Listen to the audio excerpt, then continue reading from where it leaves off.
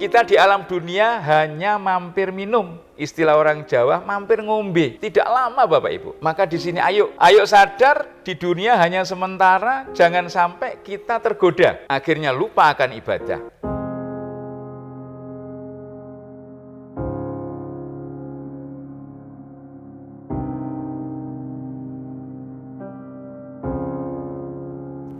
Assalamualaikum warahmatullahi wabarakatuh.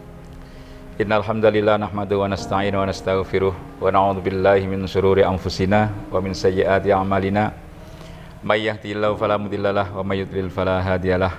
Asyhadu an la ilaha illallah wa asyhadu anna Muhammadar Rasulullah sallallahu alaihi wasallam wa ala alihi wa ashabihi amma ba'd.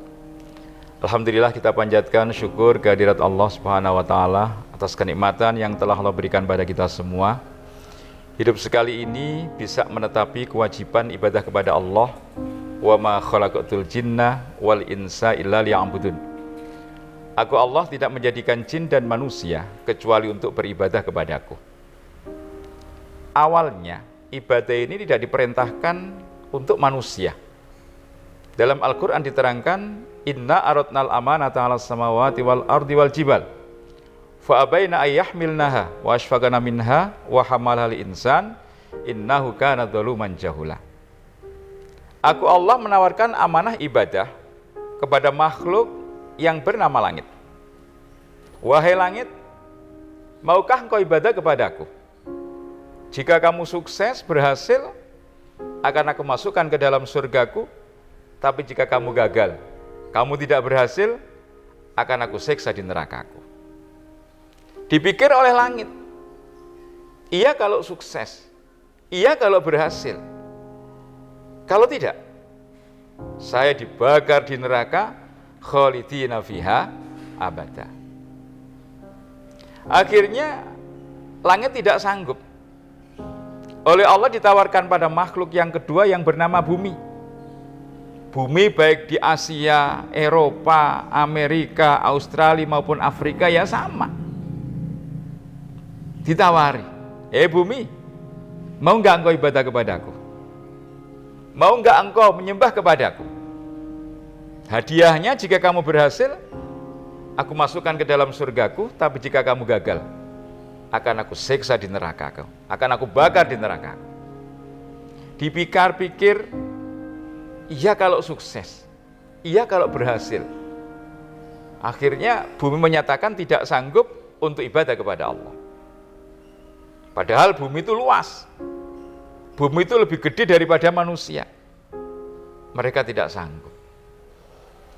Akhirnya ditawarkan pada makhluk yang ketiga yang bernama gunung. Gunung, gimana? Aku menawarkan amanah ibadah, menawarkan amanah agama kepadamu. Jika kamu berhasil, kamu sukses, akan aku masukkan ke dalam surgaku. Tapi jika kamu gagal, akan aku bakar di nerakaku. Akhirnya gunung juga tidak sanggup. Meskipun gunung itu yang paling tinggi, yang berada di daerah India, gunungnya namanya Gunung Himalaya, puncaknya namanya Mount Everest, itu paling tinggi sedunia. Ini nggak sanggup. Takut kalau tidak berhasil, takut kalau tidak bisa dalam mengemban amanah. Maka manusia yang tidak diperintah oleh Allah akhirnya siap, akhirnya sanggup karena melihat surga, mendengar surga. Wa hamalal insan. Jadi manusia itu kadang-kadang tanpa pikir panjang langsung mengambil kesimpulan. Ya sudah ya Allah, saya siap. Saya siap menyembah kepadamu, saya siap ibadah kepadamu. Maka dinas dalam dalil, innahu kana dzaluman jahula. Manusia itu orang-orang yang menganiaya lagi bodoh. Dia enggak diperintah oleh Allah, dia tidak disuruh oleh Allah, akhirnya mengambil amanah ini. Padahal para sedulur, kalau sudah di akhirat, tidak ada istilah setahun, 2 tahun, 1000, 2000 tahun, enggak ada. Khalidina fiha abada. Maka di sini kita syukur, alhamdulillah, kita bisa menetapi agama, bisa ibadah kepada Allah, bisa terus menyembah kepada Allah. Ini merupakan nikmat dari Allah yang wajib kita syukuri. Maka atas kenikmatan yang telah Allah berikan pada kita semua, kita syukuri dengan ucapan Alhamdulillahirabbil alamin. Semoga Allah paring manfaat dan barokah. Salawat serta salam kita aturkan kepada junjungan Nabi besar Muhammad sallallahu alaihi wasallam atas perjuangannya, atas amal solihnya. Kita yang berada di Indonesia nun jauh dari Mekah Medina. Kalau dulu orang mengerjakan haji naik kapal layar kurang lebih 2 bulan baru nyampe Mekah. 2 bulan, bukan waktu yang singkat. Kalau sekarang naik pesawat kurang lebih 9 jam. Nah ini alhamdulillah Allah memberikan kita hidayah lantaran Nabi besar Muhammad sallallahu alaihi wasallam. Dan kita doakan Allahumma sholli ala Muhammad wa ala ali Muhammad. Dan juga para perantara agama, para sahabat, para tabi'in, para tabi'in, para ulama sholihin, para dai-daiyah, para ustadz-ustadzah yang terus menyemangatkan, yang terus mengkobarkan panji-panji Islam. Kita syukuri, kita doakan alhamdulillah jazakumullahu khairah atas kehadiran, kesabaran pemirsa Rawa Gabus TV yang berbahagia. Kita ucapkan syukur, alhamdulillah, jazakumullah khairah, semoga Allah paring manfaat dan barokah. Para bapak, para ibu, para kaum muslimin, muslimat yang dimuliakan oleh Allah. Harus sama-sama kita sadari, harus sama-sama kita mengerti, di dalam ibadah tidak semuanya lancar. Di dalam ibadah tidak semuanya masuk ke dalam surga. Karena Allah membikin 2 tempat. Manzilun fil jannah wa manzilun finnar. 1 tempat di surga, 1 tempat di neraka. Fariqun fil jannah wa fariqun fis sa'ir. 1 tempat di surga, 1 tempat di neraka sa'ir. Maka kita yang hidup di alam dunia jangan sampai tertipu dengan keduniaan. Ingat, ad-dunya mata'un qalil.